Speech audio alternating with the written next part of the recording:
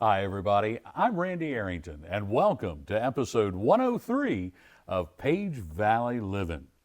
Today is the third in a series of 3 episodes that will be looking at the state of the union in the Page Valley's 3 towns.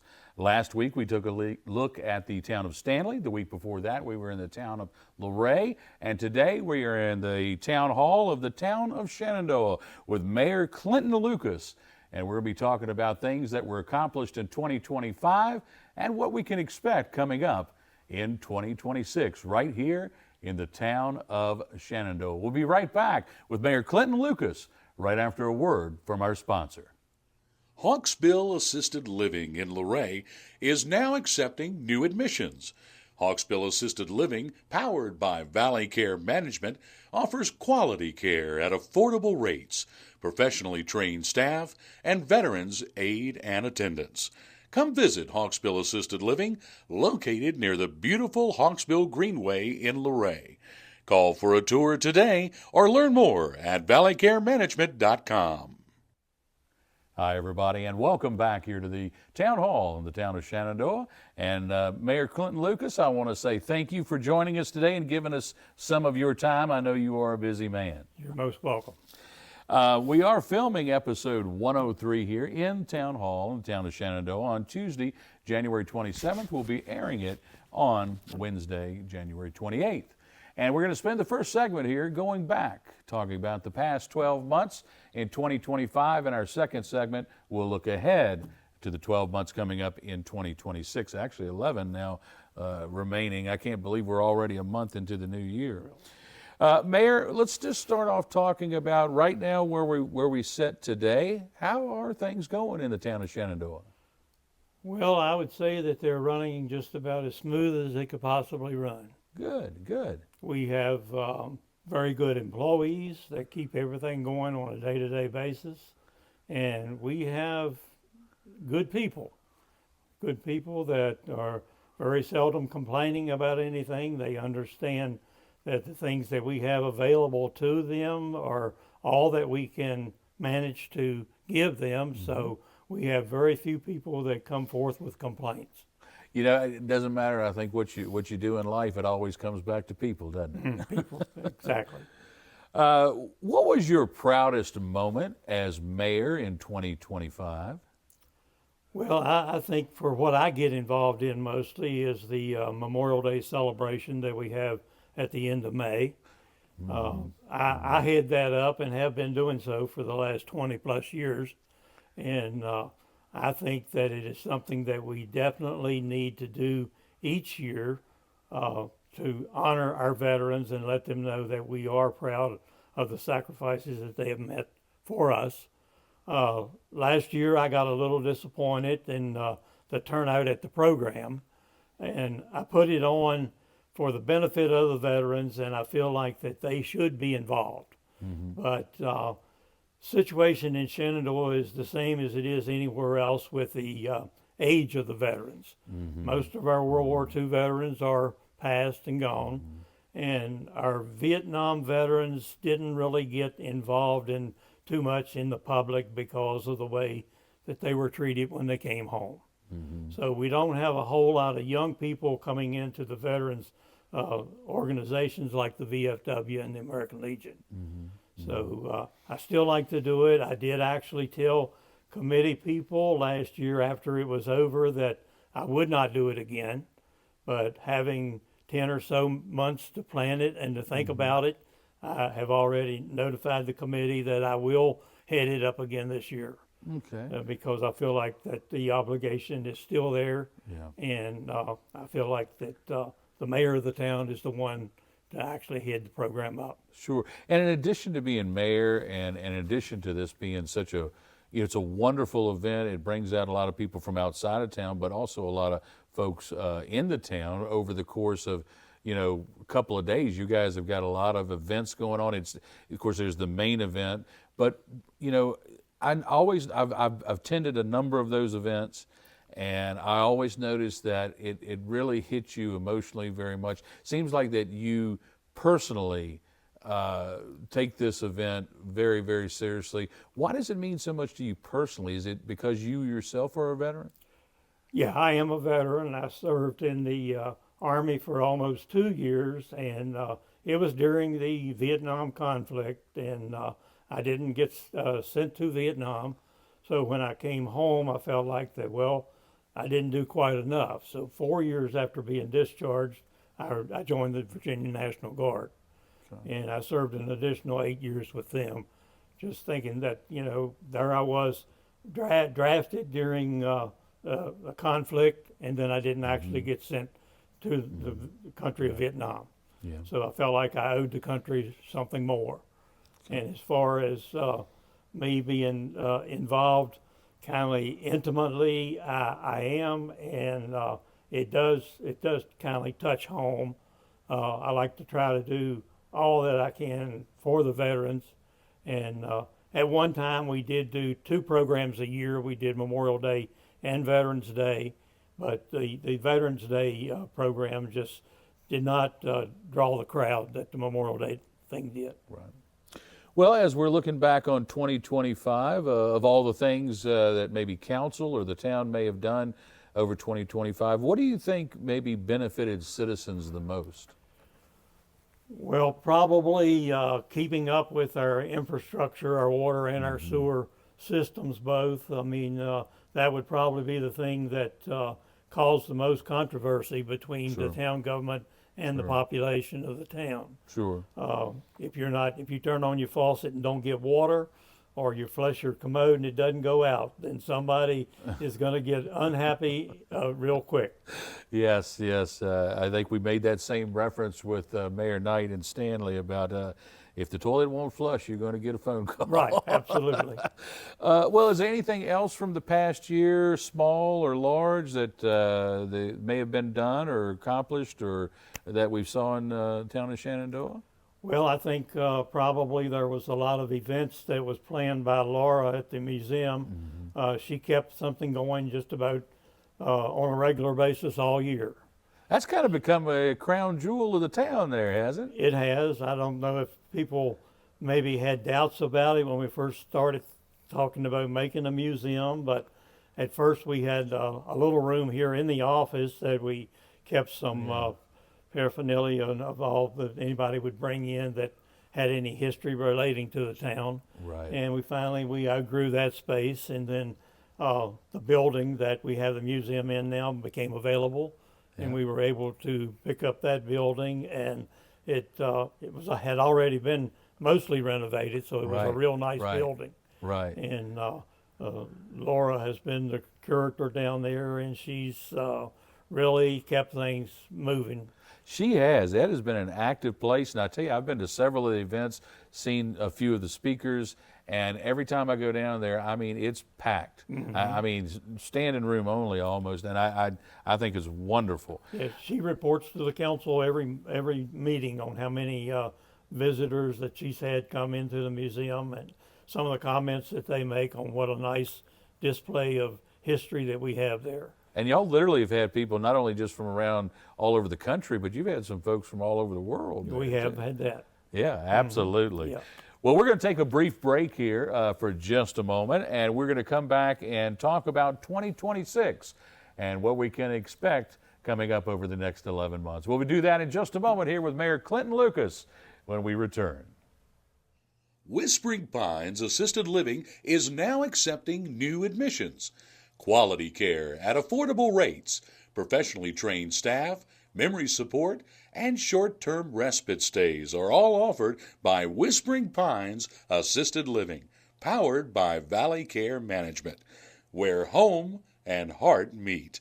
Call for a tour today on Leakesville Road in Luray or learn more at valleycaremanagement.com.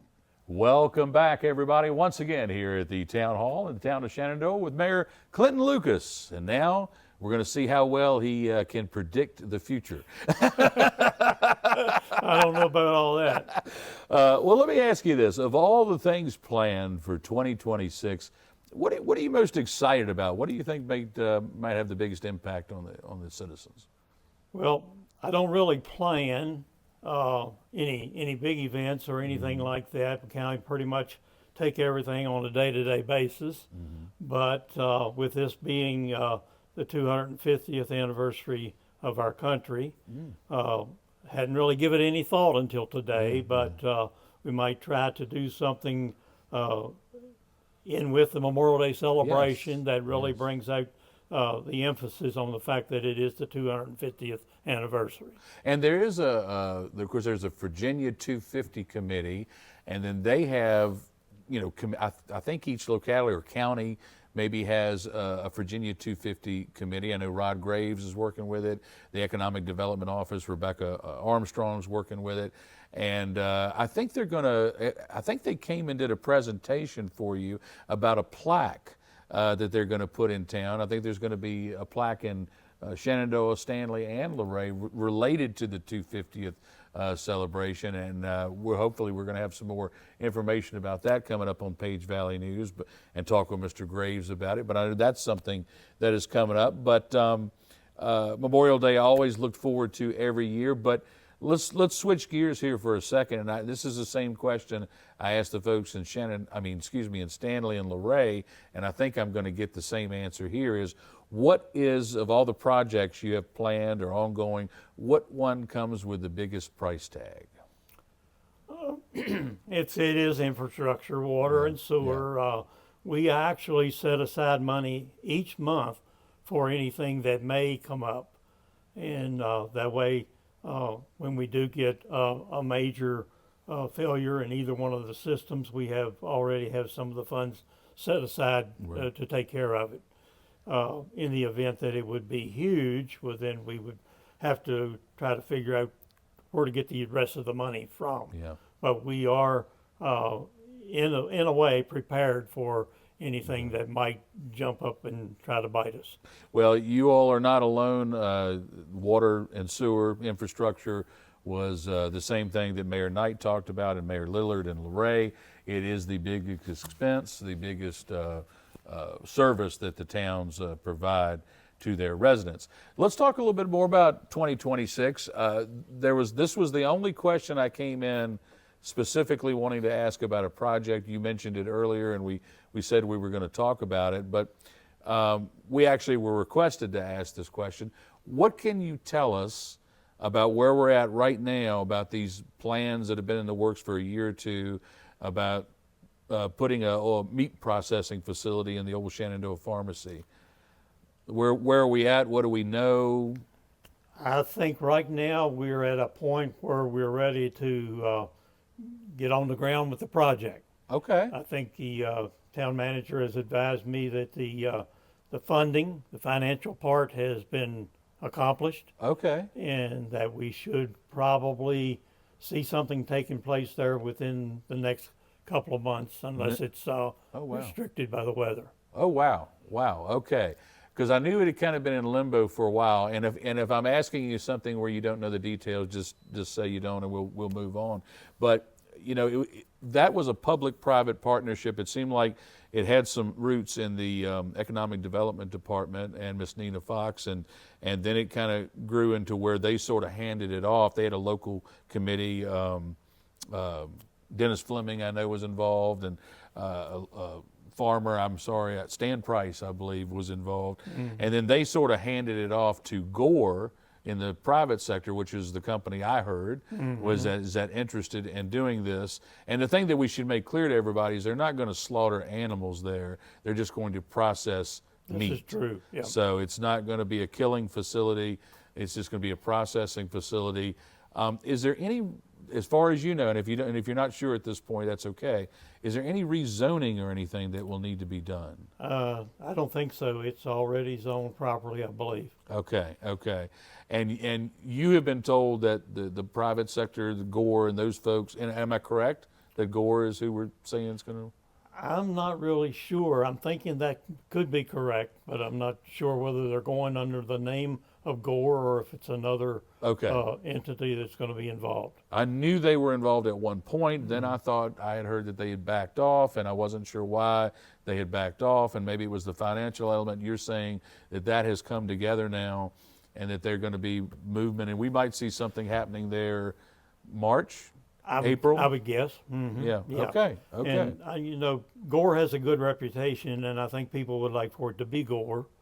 But Has anyone told the town, like, I mean, are there going to be big trucks going in and out, or are we worried about parking or traffic? Parking shouldn't be a problem, but there probably will be some large vehicles because they're probably handling complete carcasses, bringing them into the processing plant. Right.